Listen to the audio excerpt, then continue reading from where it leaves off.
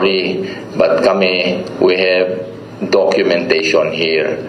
Okay? Yung sinasabi, marami daw umaalis na mga negosyante sa Tacloban. We have 900 new registered businesses here in Tacloban City.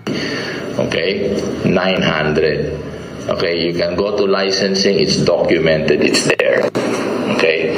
So, itong mga sinasabi, nag-aalisan and all of that, first of all, do not blame naman do not blame naman the government. Yung marketing strategy nyo, medyo mali. Okay, now, isa sa mga bagong negosyo nangyayari dito, problema talaga ng lahat ng syudad ay parking, hindi lang Tacloban. Kahit anong syudad puntahan mo.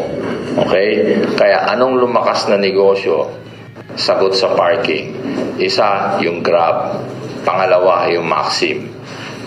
They're making money now and they're doing very well. I got a report now.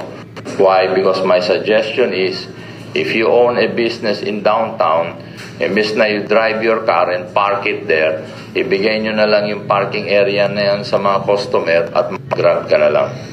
Magpahatid ka na lang para kumita naman yung business mo. Okay? So there's these problems that we are constantly in communication with the people and owners of establishments.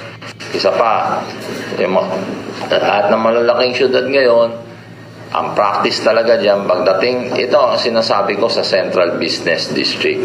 Ibig sabihin, sa loob ng circumferential one-way, dapat yung mga deliveries ay ginagawa yan sa gabi. Ginagawa sa araw yan.